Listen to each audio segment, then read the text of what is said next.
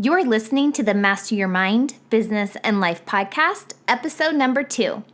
I thought I was excited for episode 1, but my energy level has multiplied because of today's guest. Today, I am joined by Sherile Turner. She is a mindful psychotherapist, Angelic Reiki practitioner, and a qualified meditation coach. She's been working with individuals, groups, universities, and technology companies with her expertise in health and well-being, cognitive behavioral therapy, hypnotherapy, stress reduction, and mind-body healing. And this week, she's here to talk about a positive practice that can literally alter your brain. So tune in, turn it up, and let's get it. You're listening to Master Your Mind, Business and Life. Conversations with everyday world shifters, truth seekers, and rule breakers. Here's your host, Lauren Smith. Hey everyone, it's Lauren Smith. Thanks for tuning in to this week's episode. Today I am joined by Sherile Turner. Hey Sherile, how's it going? Hi Lauren, how are you? I'm so good. I am so excited to have you as my first guest. Oh wow, I'm super excited to be here with you. This has been a long time coming, so I know we've talked about this a lot, like all summer of just this happening. So now that it's finally in motion, I am pumped. Yeah, super excited to be here with you. So for those who don't know Sherile Turner, we had met 2 years ago while working on a project together in Prague. To be more specific, we were in a palace in Prague. Yeah. It was a very magical meeting. It's like a Cinderella moment for me meeting you. But it was awesome. It was a bit of a surreal experience, to be honest. It was great. Yeah, and I honestly think that the purpose of my trip, like the end game, was to meet you. Like that's what the universe intended, was for me to I agree totally, because nothing else came out of that trip that was good, apart from the two of us connecting. And the pizza. The pizza was good. Well, the pizza and the beer wasn't too bad, but the connection was amazing. We got on immediately, and it really was like kindred spirits meeting for the first time. So I agree totally. I just think that was the purpose of that whole meeting. I totally agree. I'm grateful to the universe for that one. Always has our back. So since meeting you in Prague, I can say that I've grown more spiritually aware. You've opened me to a number of resources and tools that help me grow mentally, intellectually, emotionally. So overall, I have become more in tune with myself. And since the first part of the name of this podcast is Master Your Mind, you know just as well as anyone how much the mind controls your thoughts, emotions, actions, and habits, because you have reached over 1 million people through your mindfulness and meditation work. You study it, you teach it, and of course, you practice it. So I've just got to know, have you always been mindful, or has meditation always been part of your practice? Or really, can you just tell me, how did your journey to all begin? Well, like you say, Lauren, everything starts with the mind. That is our CPS. That's where we process everything. That's where our decisions are made. And in answer to your question, no, I haven't always been mindful. My first major career, I'll say, because I'm on probably my 4th career at this point. I was working in the City of London as a high-flying media exec, running major advertising and sponsorship campaigns. And my staff and my teams and colleagues called me a bitch on legs. So I think you can gather from that I was far from mindful.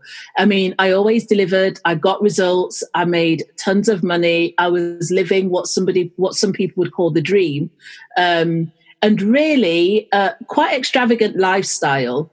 And then, some personal things happened, and my whole life was flipped upside down. And I was left wondering, how this had all happened to me, because I thought I had life sorted. I thought I'd done everything that you were supposed to do in life in terms of being successful. But also, the biggest question was, how did I not see it coming? And so I started to practice meditation before mindfulness many years ago. I've always been somebody who was, quite open-minded and curious. about things, and maybe, sometimes trends. So I was always kind of looking at health trends and that type of thing. But I hadn't been particularly spiritual at all. So it was around this time that when everything had gone, as they say in the UK, tits up, that I started to really explore the mind and how that works.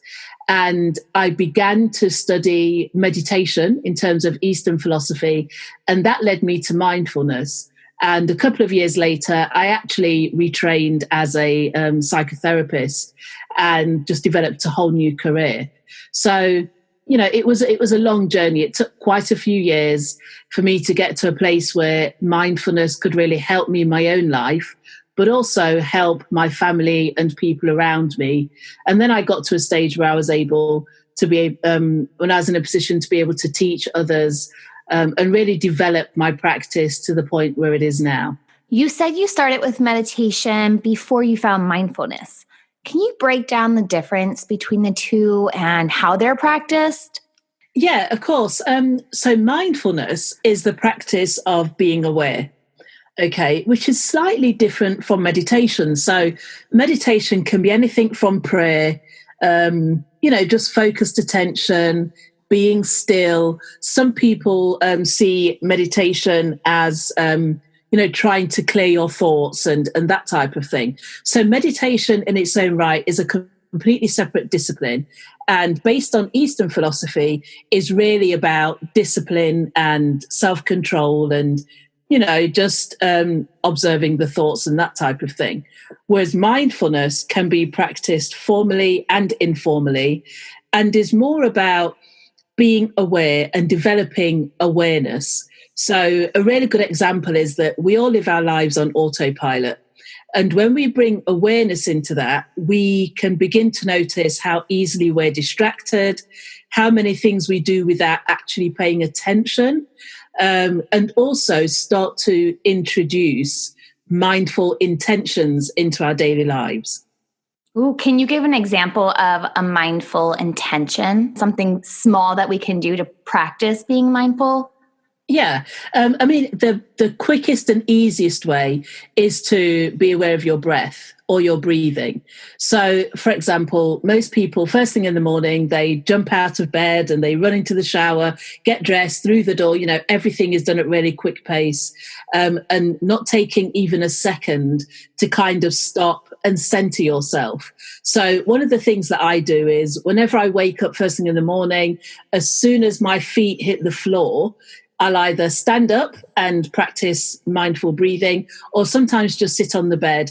And all it is just take a few moments to follow your breath. So notice your breath going in through your nose, traveling down through your body, and then exhaling either through the nose or mouth for a few breaths. And what that does is it kind of centers you in the day. It allows you to set a couple of mindful intentions as to how you'd like your day to be.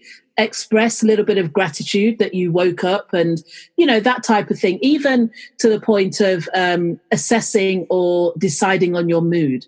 So most mornings that I wake up while I'm doing my mindful breathing, I decide that today's a great day and I'm in a good mood. And that's not to say that won't be challenged as I go through the day, right? But that's how I begin my day every morning. And just taking a moment to, breathe mindfully and be aware of everything that's going on around me, especially my thoughts.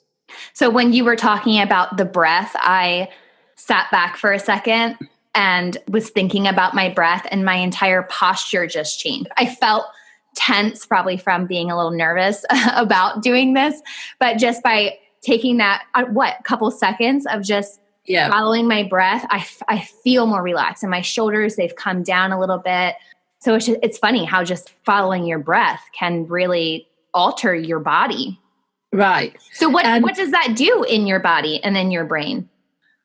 So the first thing it does is it centers us or grounds us, right? And this is partly spiritual as a practice. But what we should do every day, and maybe at several points throughout the day, is center ourselves, ground ourselves, so that we're connected above and below.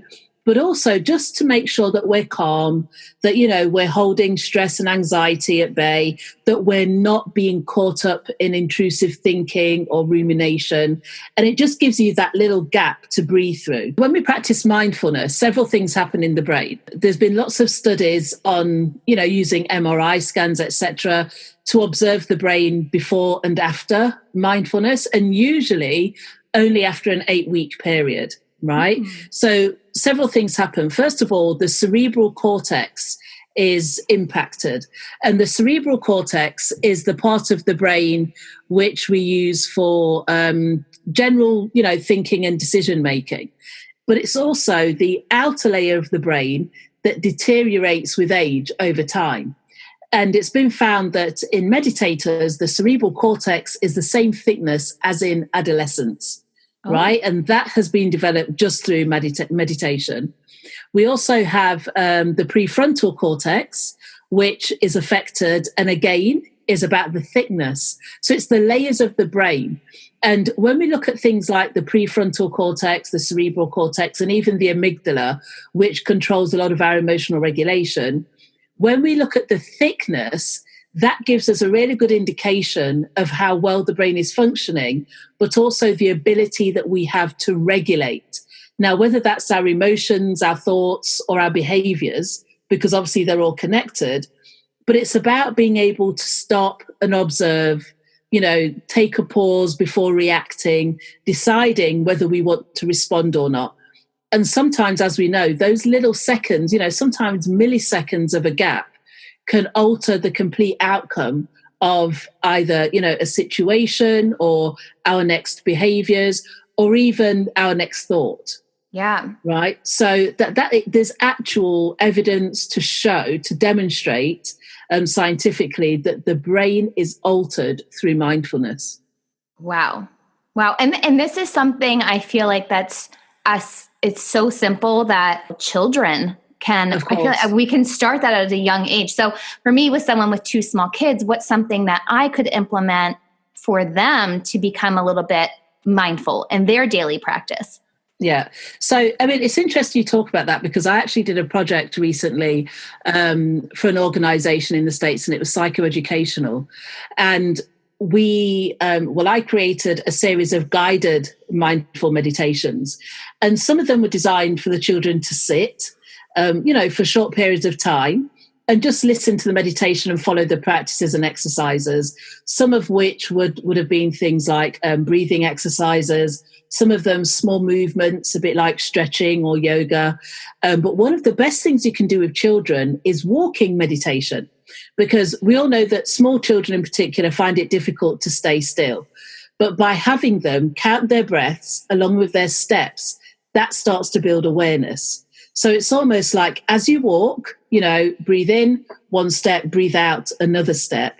And then while you're walking, particularly if you're taking a walk outside, you can then ask them to pay attention to things like sounds that they may hear, or anything interesting that they might see, or anything else that they notice either within their body or in their immediate surroundings.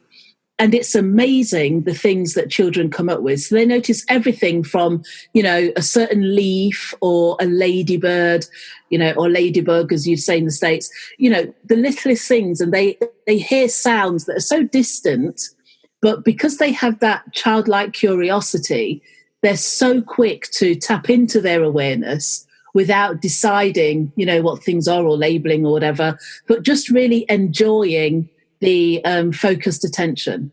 So that's a really nice exercise that you can do with children. I feel like that's also a great exercise for me, because I'm by nature a little bit of an anxious person. So for me, sitting down and trying to do, I guess, a formal meditation doesn't always work for me, because my mind will start going in 1,000 different places and my body wants to be busy. Whereas I know you've said before that like you could just sit all day and like you're completely relaxed and cool with it.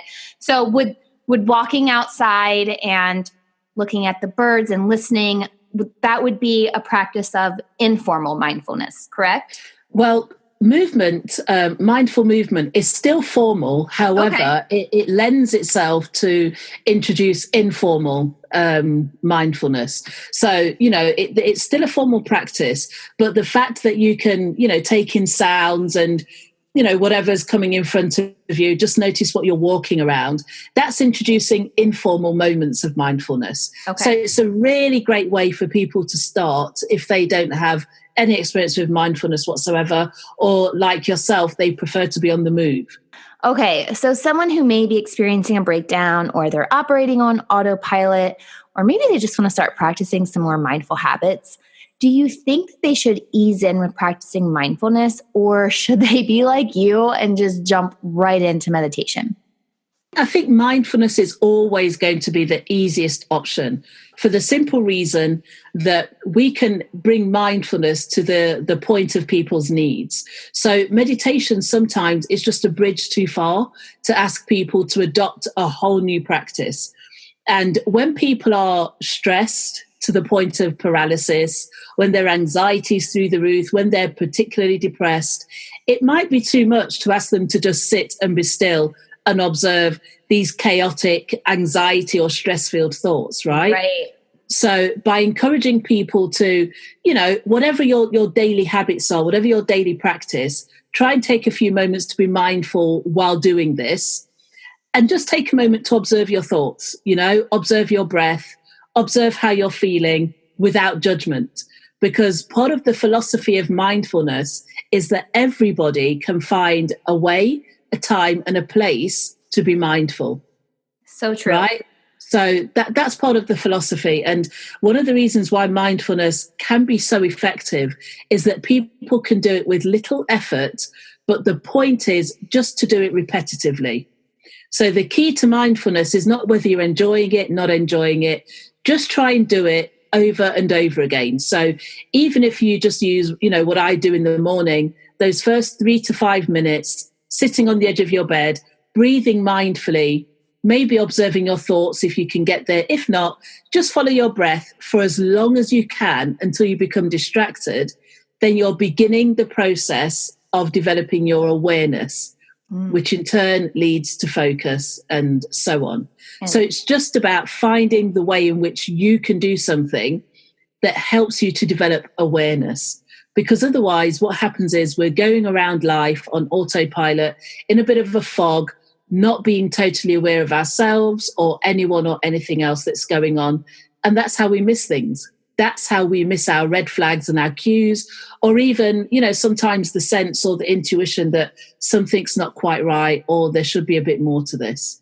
So do you feel that a lot of people hit that breaking point before they, adapt mindfulness, or know that they need a change in their life? Does that typically happen? Like everything kind of goes to hell and back before this happens? Or do you feel that maybe some people are just more spiritually aware and it's easier for them? Well, I tell you, the universe has a way of making sure that people find their way to spiritual awakening, right? And unfortunately, or fortunately, however you want to look at it, in my experience and the conversations that I've had, people usually end up at crisis point before they begin to even open up to discovering anything like this. So I've spoken to people, even recently, there's a project, there's a startup who are actually in Y Combinator at the moment that I'm working with. And the founder was already successful. He's quite a young guy. And he started his latest company because his brother committed suicide. So he'd been really successful, built a company, sold it for millions and millions of dollars, and his brother killed himself. And he was like, stop everything. He withdrew from the company that had bought him out, and said, you know what, the next thing I do has to be about depression and suicidal thoughts. Wow. Regardless of what I do next. So would he have made the transition and explored mindfulness and psychotherapy? Probably not at that point if that hadn't happened in his life. So I think, and I think that most people do reach crisis point, because until we're in crisis, unfortunately, with human beings, we're happy to just keep, bowling on down the road, even if we're comfortably uncomfortable, we'll just keep going until we are absolutely stopped. And, at that point of no return, really, before, it's like the whole rock bottom thing. So people who are facing addiction or struggling with addiction, it's like, sometimes you've got to force or raise the rock bottom to save their life, but they still need a bottom, right? Right. It's almost like human nature. So we tend to hit crisis point before we are prepared to stop everything and explore and look for the answers. And this is the point at which a lot of people do come to mindfulness. Can you define what you feel a spiritual awakening is? Some of our listeners might not know what that is, or they don't know what it is to be spiritually woke. Right. So usually people think they're going crazy when they're having a spiritual awakening, right? That's the usual definition. Yeah. It kind of feels that way, yeah. Right? And people are like, what is wrong with me? So now all of a sudden I'm seeing things, I'm hearing things, or I'm feeling a certain type of way about things, or I've got this massive connection, like, I'm really depressed, or I seem really sad. So spiritual awakening is normally presented with an experience which is called darkness of the night or something along those lines. Like, people have different definitions for it. And normally what happens is there's a huge event which usually ends up with people on the kitchen floor or the bathroom floor sobbing their heart out, and not necessarily having suicidal thoughts, but definitely asking out loud, what is the purpose of life? Why am I here? Right? And people that already have maybe some kind of spiritual relationship will cry out to, God or their maker, or, the higher spirit that they're familiar with. Or if for people who don't have any of that, they'll just be like, what on earth am I doing here? Right. And it's normally at this point that question is asked, and what follows is a series of answers. And those answers come through in either spiritual experiences, like, being aware of the spirit world, or, some kind of divine intervention and lots of messages. For some people, it's highly emotional and their mood becomes really low, or they can become quite sad. And the danger is that people don't recognize that it's a spiritual awakening. So for some people, they literally are like, I think I'm having a breakdown. I think I'm going crazy. And some people will actually seek medical help. And there's an awful lot of people out there on prescription pills when all that was happening is that they were having a spiritual awakening and just needed to take the journey rather than be afraid of the changes that were happening in their life. Yeah. There you go. And I feel like the universe or God, whoever, whatever, it presents those answers to you. But by being mindful, you then see those answers. Like, you can say, send me a sign, and it could send you 55,000 signs. But if you are not paying attention to them, you're going to continuously, that was a coincidence, or, Right. just shrug it off. And then you'll continue down the same path. Right. And this is the thing. So, people see numbers. That's just a coincidence. Yeah. Me see numbers? Oh, gosh. I just thought I'd drop that in there, Lauren. And people are like, that's a coincidence. But I've had people, so I see all the numbers all the time. Like, there's not a day goes by that I don't see all the double digits, all the formulations. But I I've studied all of this, so I know what the numbers are. And I'll say to people, it was 12:12 when we had that call. And they'll be like, how did you see that? I never see anything. And the minute I introduce them to it, eventually they'll start seeing numbers. And they might just see the same number over and over again. Like, I haven't met many people who see as many numbers as I do. Yeah. But then I know that I am like massively tuned in. Like, I just live on a different realm. You're on the next level. I'm on a whole different plane. Yeah. I refuse to exist in the carnal world. But anyway. I had been mindful that I had always seen the number 11. So I was mindful to like what that meant, but it wasn't until I met you and told you that I saw the number 11 that I even knew that it had a meaning behind it. And so like that since that moment, that changed my perspective of when I see 11, and I stop and I notice like what's going on. It's not always 11 too. It could be 11:44, the 22 Right. or 8:08, or yesterday when it was 08:18:18. And I saw that. I saw my clock at 8:18 in the morning. So I was like 08:18, and it was August 18. And I was like, divine moment. Yes, but when you stop and you start paying attention to what you're doing in that moment, that is an act of being mindful, correct? Right. And also what you're thinking, because the whole point of the numbers, right, whether you believe in angels, whether you believe in the universe or, divinity, whatever your belief is, those numbers come to your attention so that you can check what you're thinking, what your intentions are, and what is happening in that moment. So you can almost put your own definition on those numbers. So one of my numbers that I own is the number 13, because everyone says it's bad luck. I'm like, a 13, especially Friday the 13th, is so infrequent that it's got to be one of the most blessed days, right? So I've owned it, because it's just not, you don't get a Friday the 13th every week. Right. So I refuse to believe it's negative. I've decided that it's positive. But when I see 13:13 on a clock, I'm like, this is an open door moment. Let me see where the opportunity is right now. So it's up to us to decide what we want these numbers to mean. But it's just like when these signs happen, so it might be numbers, it might be an object. So for example, some people are like, I always see yellow buses. I don't know, something random. Whenever you see one, that's a good moment for you to check, what am I thinking at this point? And more often than not, we're thinking a negative thought when we see those signs.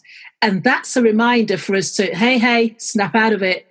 Do you know what I mean? Because the whole point of these signs coming to us via divinity is that it's to keep us on track. It's to help us to manage ourselves. And that's what mindfulness does. Wow. Mindfulness helps us to be aware more often than not, right? So we want focused attention. We want to be aware. We want to try and live in awareness as much as possible. So rather than, somebody say something, like I had a client say something to me the other day, which was hugely triggering. And I wrote a reply immediately because I'm still human. And my computer wouldn't send. And I was like, whoa. So I stopped, looked at the message, completely deleted it, stepped away, came back probably about half an hour later, to be honest, because it was really triggering, and just said, got it, no problem. I'll get back to you when it's done. And do you know what? My computer not sending that message was enough for me to snap back into awareness, to look at what I was doing. And what I was about to do was feed into her bad moment and escalate it.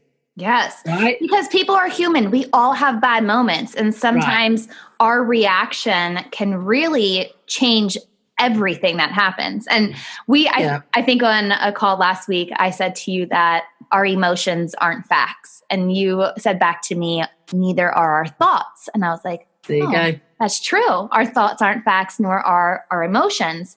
So being able to kind choices. Exactly. And you have to be mindful of those choices. That's right. And it's our responsibility, because we can't control other people. We can only ever control ourselves. So what we need to understand, though, is that as human beings, and we're getting really deep here, but let's go for it and see what people get from this, is that every human being is a mirror, right? So when you see people and you don't like things about them or things that they do, all they're doing is reflecting yourself back to you. So whenever somebody does something that you don't like, you have a choice of what you'd like to reflect back to them, right? So when we're aware, we choose whether we want to mirror their energy or their actions, or do we want to show something back to them? And 9.9 times out of 10, when we choose something different, they will immediately reflect back to us what we gave to them. Wow, that's so true. Exactly. So unless somebody is really spoiling for a fight, at which point we leave, sometimes people do things in the moment. It's ego driven. They're having a terrible day. Mars is in retrograde. Mercury is in retrograde. Venus is in retrograde. Saturn's in retrograde. We can go on. But the point is, when you have the awareness, whether it's the knowledge of what's going on, whether it's just understanding, whether it's just some empathy, whatever you have, try and use it as much as possible. And we're all human. None of us are perfect. But the more we try, the easier it becomes to live in that state and choose those options more often than not. Yes, I love that. I love that. You are such a wealth of knowledge, Sherile. Like, I feel as if everyone needs you in their life. Like, you are just such a light in my life.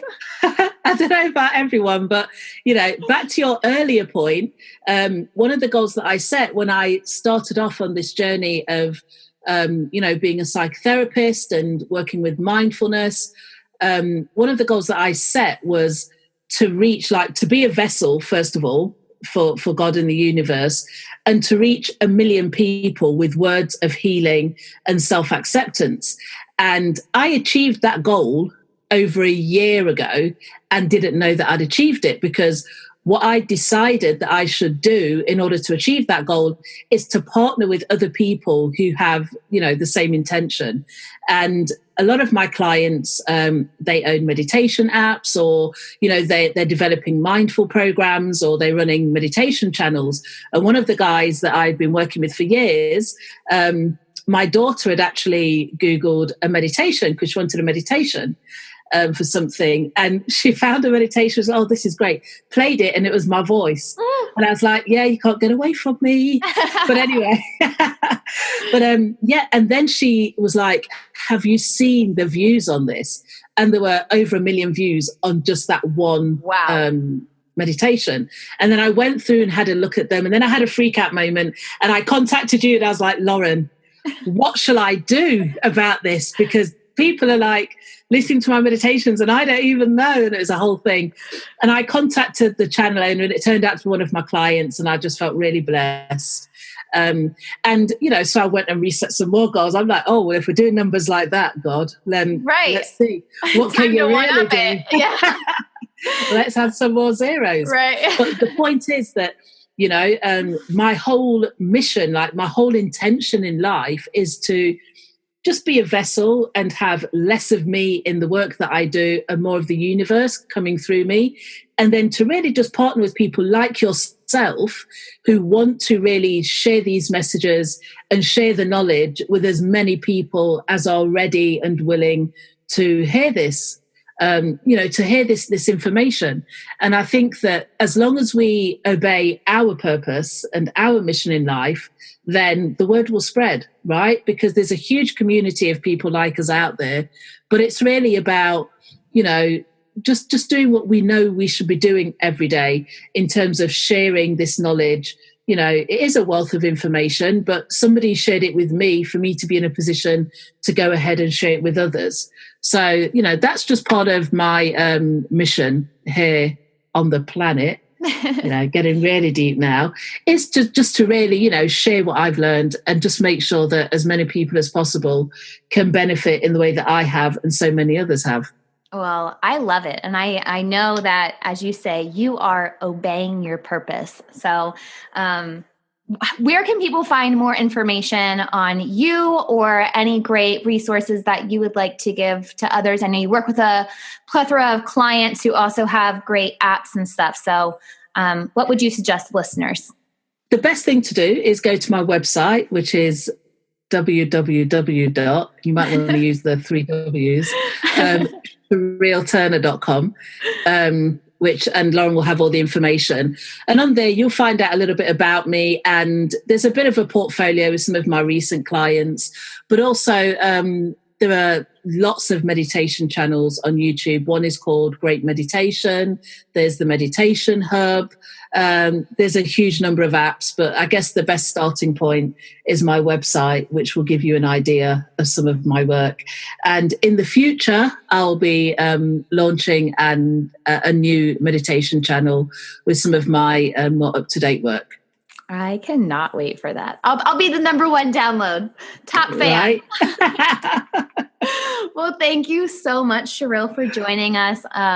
I could go on for another 5 hours with more questions about this, but I know that this is a new topic for a lot of people. So I think that we covered a lot to not overwhelm, but to raise curiosity and hopefully more awareness on mindfulness and meditation.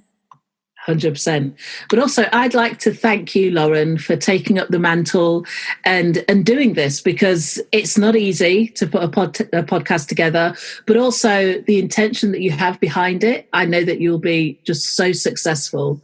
And I'm so excited to see this journey and where it leads. So thank you for holding space and doing this for people. Oh my gosh, you are the sweetest and the absolute best. Thank you, Sherile. I know Sherile said this, but the sound glitched a little bit. If you didn't catch it, you can learn more about Sherile on her website at sherileturner.com. And you can also find her direct link in this week's episode notes, which are found on my website at mindbizlife.com. And if you're a little Instagram crazed like me, go ahead and follow me at mindbizlife. Don't forget to leave me a review on iTunes, Google Play Music, Stitcher, and Podbean. Your reviews help other people find this podcast, but of course, they serve as great feedback for me on what you want to hear more of.